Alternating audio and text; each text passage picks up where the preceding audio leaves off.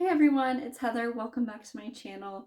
Thank you so much for being here. This is one of my favorite videos to watch, so I'm so excited to be filming this video for you guys to hopefully get some inspiration on books to pick up in 2023. So yeah, these are going to be my 10 favorite books from 2022. Just as a heads up, these books are in no particular order. I'm going to be putting an image of them right beside me here. Some of them I do own.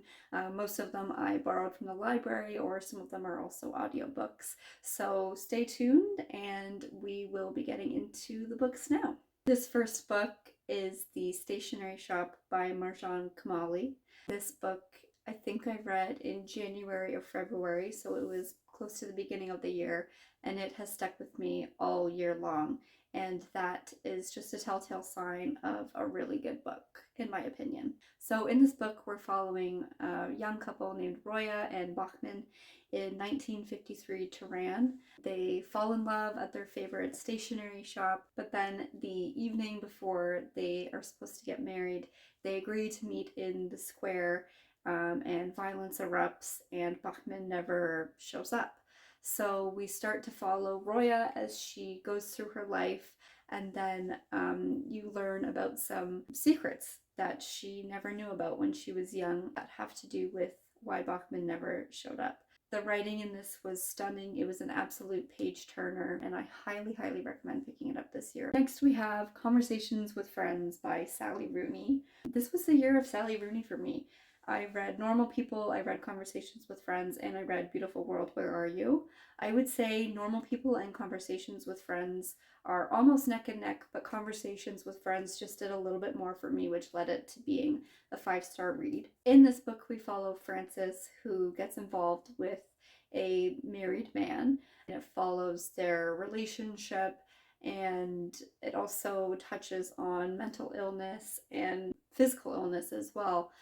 So it's an interesting read, and I think Sally Rooney just, I don't know what she does, but her writing just pulls you so far in that you feel like you are there with the characters, experiencing exactly what they're experiencing. I think I read this one in an afternoon, and I'll read anything that Sally Rooney puts out because I just think she is so amazing at what she does. This next one is called The Island of Missing Trees by Elif Shafak, and I'm sorry if I'm not pronouncing that correctly. This one I also read earlier in the year, and it stuck with me the entire year as well. This one is about the forbidden love of their two main characters, Kostas and Daphne, as well as there's commentary from a fig tree, which sounds weird, but it was actually my favorite part of this book. I love when a book has the ability to rip my heart out, but also leaves me wanting more from every page. And this one did just that. So I definitely recommend checking this one out. 2022 was also the year of the memoir for me.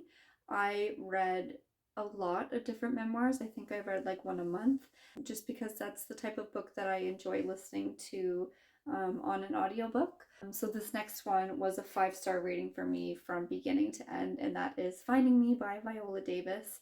If you haven't read this one, I recommend, if you were to pick it up, to listen to the audiobook, because Viola Davis, her performance in this is just extraordinary. She becomes really vulnerable in this audiobook, which is interesting because I think when you see a celebrity come out with an audiobook, you don't expect them to become so vulnerable with you, because they could easily sell a million copies just by talking about their career and the high points and how they got there. But she dives deep into past traumas and family traumas, and it is just incredible. And it really gave me a new respect for Viola Davis. I've always loved her as an actor, but listening to this just gave me a newfound respect for this amazing human being that has made something of herself after such a hard life. So highly recommend this one. It was incredible. This next one is none other than The Great Gatsby by F. Scott Fitzgerald. This was a reread for me. I think it was either the 4th or the 5th time that I've read this book.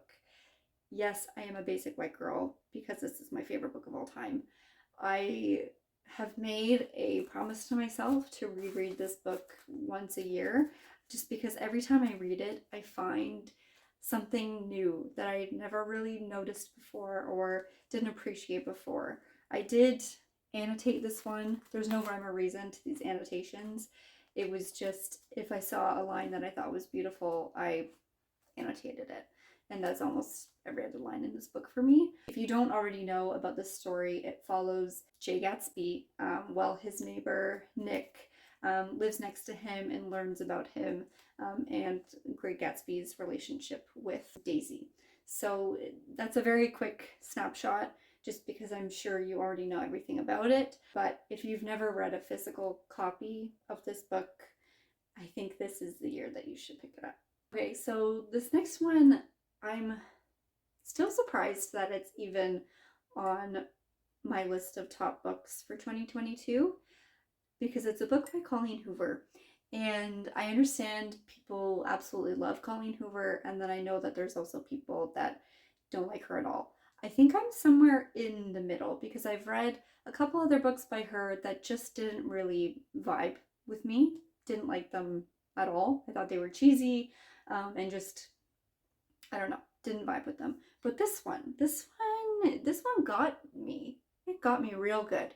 And that is Ugly Love, again by Colleen Hoover. This one, I could not put it down. Could not put it down to save my life. It follows Tate and Miles as they navigate a relationship that Miles is adamant that he wants nothing to do with, basically. He just wants it to be purely physical, nothing more. And Tate at first is like, yep, no problem. And then obviously that changes. But it also dives deeper into why Miles is the way he is by sort of doing some flashbacks into the past, which made me cry. I don't cry at books easily, but this one 100%, I had tears in my eyes for a few pages there. So if you don't like Colleen Hoover, that's fine. If you do, awesome.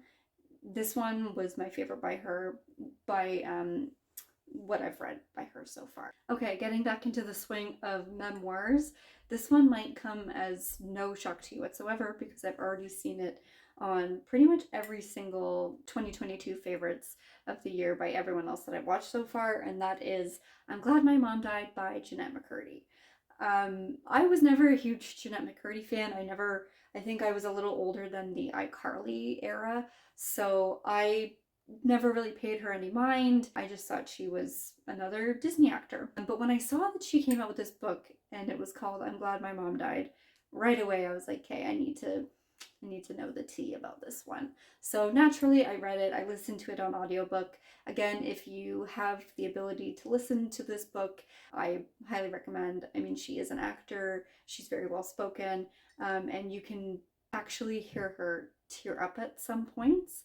Which makes the experience that more vivid to listen to. In this one, Jennette McCurdy is speaking about her abusive mother and their relationship as she grew up and how that impacted her for many years to come. And it's very eye-opening. There are stories of eating disorders and abuse, of course. Some not very healthy relationships, so maybe check out the trigger warnings before picking this one up, but I do think it was a very worthwhile read. This next book I'm going to talk about is Tomorrow and Tomorrow and Tomorrow by Gabrielle Zevin.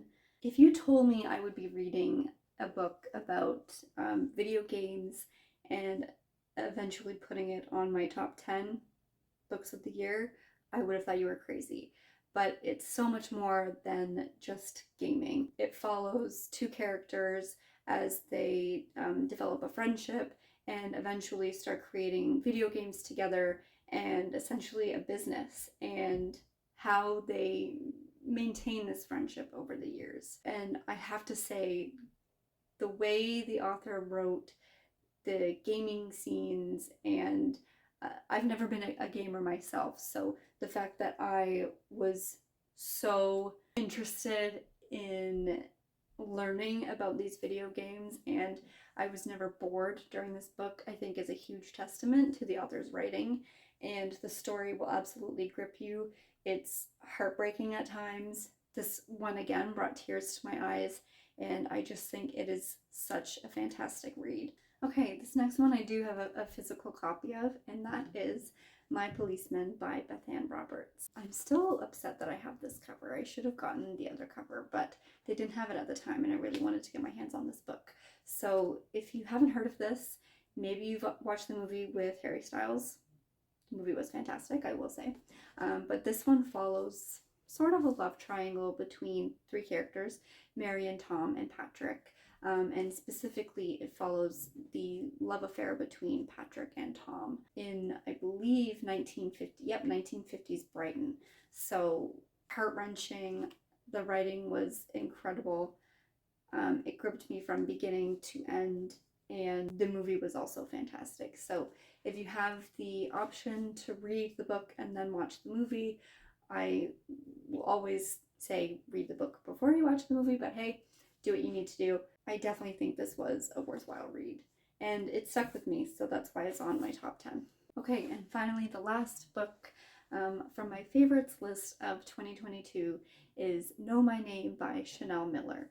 This is another memoir, and I listened to it on audiobook as well, and it was incredible. This one involves the Stanford sexual assault case from back in 2015, and it is Chanel coming forward and telling us her story and how this whole terrible situation impacted her life, impacted her mentally, physically, emotionally, how it impacted her relationships, and how the whole system of how we deal with sexual assault is just so wrong, and it's unfair that people have to go through this. I don't really have much else to say other than I kind of feel like this should be required reading for everyone once in their life, just to really hear the standpoint from a survivor of sexual assault. So of course, check out the trigger warnings. This one, it deals with a lot, and she gets very detailed at times, and you can definitely hear the emotion in her voice, especially when she talks about her sister. It brought tears to my eyes, and I just think you have to read it. I think it's so important that you read it. So thank you guys so much for watching my top 10 books of 2022. I hope you enjoyed this video. I hope that you enjoyed these recommendations, and maybe we'll add them to your TBR for 2023. Let me know in the comments below what your favorite books of 2022 were. I am always looking for new book recommendations and always would love to hear from you guys. So again, thank you so much for watching, and I will see you in the next